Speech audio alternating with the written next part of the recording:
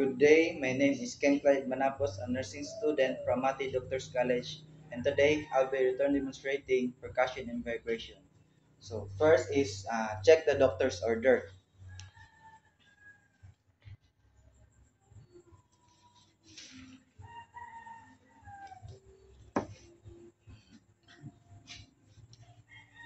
Uh, Assemble all the equipment needed to minimize time and conserve energy.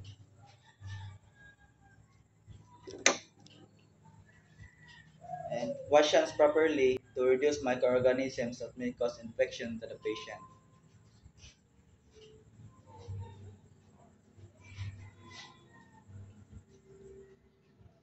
Explain the procedure to the patient to reduce patient's anxiety and gain his or her cooperation. So ma'am, karon ma'am, mag-apply ta ka percussion and vibration ma'am. Ulit ako sa imong ribs, sa imong chest wall ma'am, na ako rang i-vibrate ma'am para kuan. Okay ka ma'am, okay ra ba ma'am? So next, instruct the patient to use their pragmatic breathing. Helps patient to relax and this helps widen airways.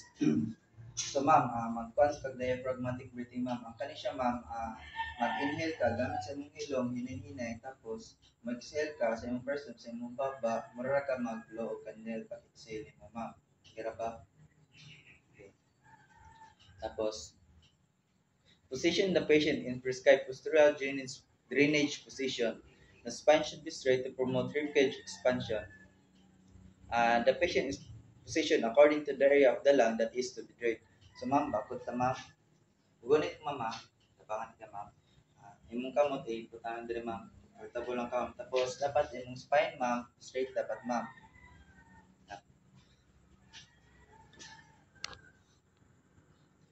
Uh, Percuss or clap with cup pans over the chest wall for 5 minutes for each segment for cystic fibrosis or 1 to 2 minutes for other conditions.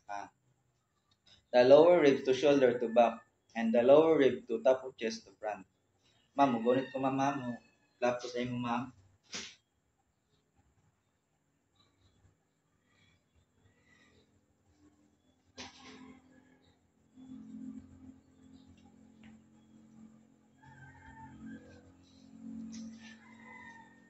Avoid clapping over the spine, liver, kidney, spleen, breast, clavicle, or sternum.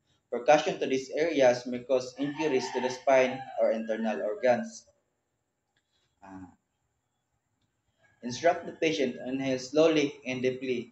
Vibrate the chest wall as the patient exhales slowly. So ma'am, inhale ka, hinahinay lang ma'am, dapat deeply mong pag-inhale mo. Inhale jud. Tapos, exhale ka gamit sa imong first lips katong gitulog nga diaphragmatic breathing ma'am. Ako ni ma'am. Magunit ko ma'am. Sige ma'am, inhale. Exhale. Inhale. Exhale. Inhale. Exhale.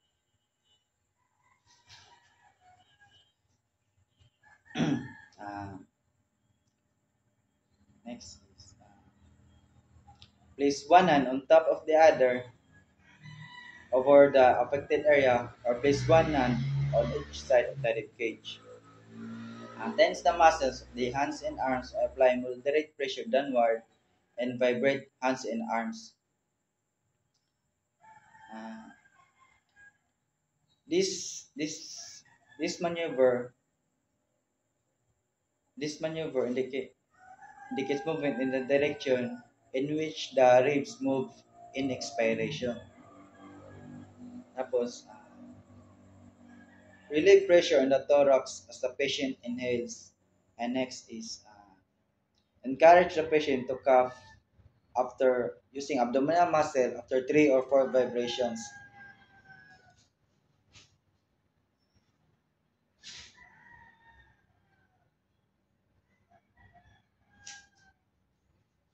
Ma'am, inhale ma'am. Exhale. Inhale. Exhale. Inhale. Exhale. Ubo ma'am, ubo. Sige ma'am, ubo. Ubo, ma'am, gamit yung abdominal muscle, ma'am. Ida, hipalas. Contracting abdominal muscle while coughing increases cough effectiveness. Allow the patient to rest for several minutes.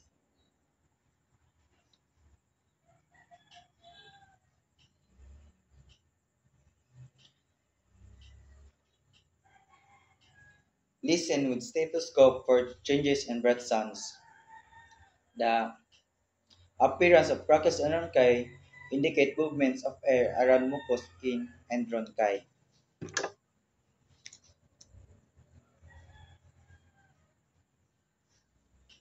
Ma'am, magamit ko stethoscope, ma'am. Ma'am, magunit ko, ma'am.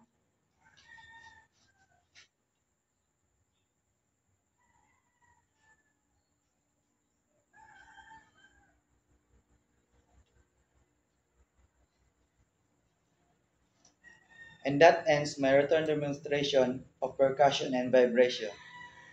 Good day, everyone. I'm Kent Light Manapos, a student nurse from Mati Doctors College. And today I will be return demonstrating postural drainage. So first is check the physician's order.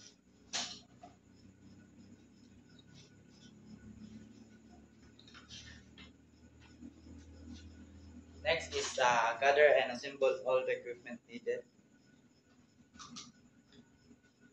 and wash hands properly.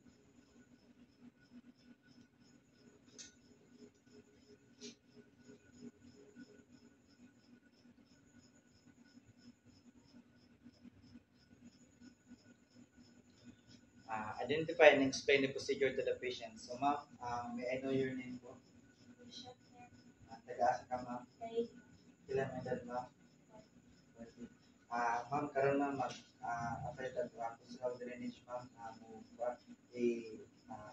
Patubangan ng tikasaran sa nga patubangan ng tikasaran minor ka sa instruction, ma'am, asa ka sa imong baton. So next is screen the patient if confined in the ward and let the patient lie on the tilt table. So ma'am, kami sa ma'am, kulit ko, ma'am.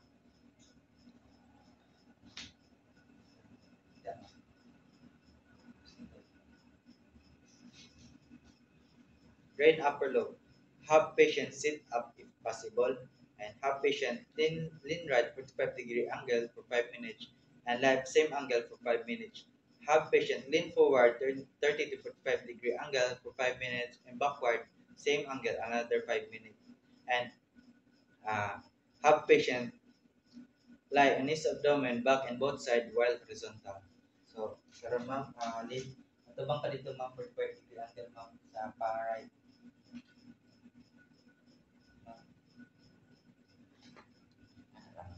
Ganito, ma'am, so, as if nga manang 5 minutes, so, dili natin ma'am.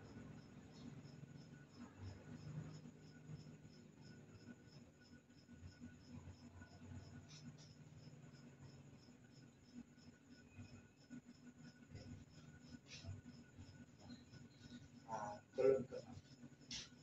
Patient tayo sa tulog.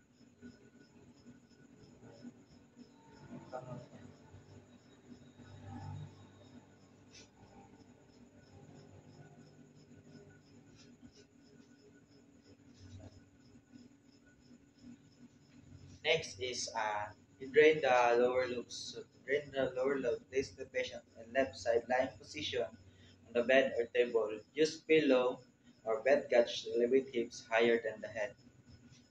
Ma'am, ma'am, kitog sa ma'am.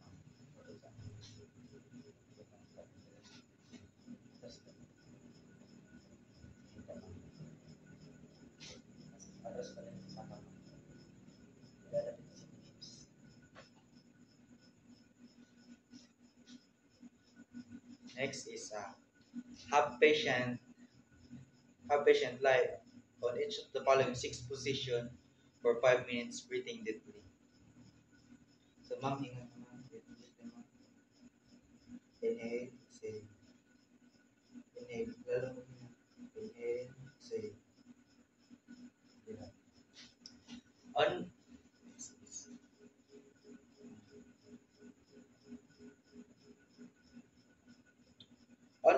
shoulder perpendicular to bed.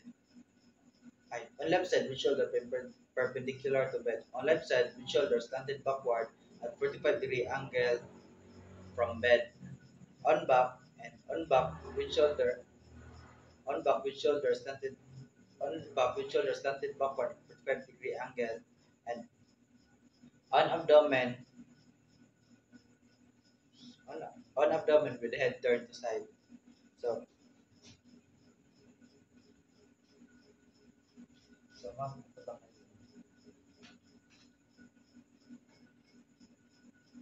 So next, pag mga 5 minutes.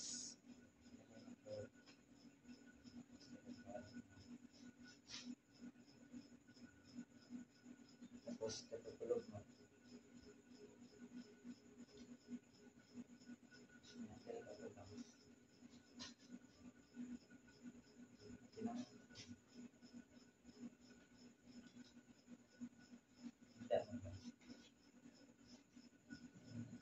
Ah, ay balik sa itulog mo.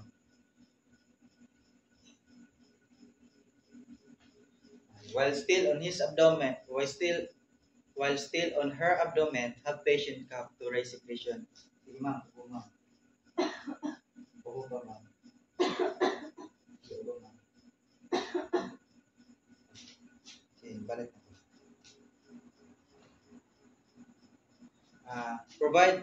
Provide kidney basin or emesis basin and or the sputum cup for laboratory exam if indicated. What then?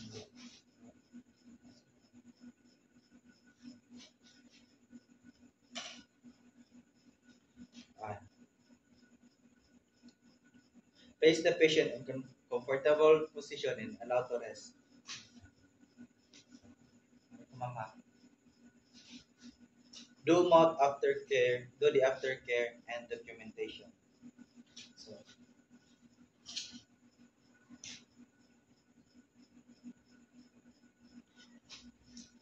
and that ends my return demonstration for postural drainage.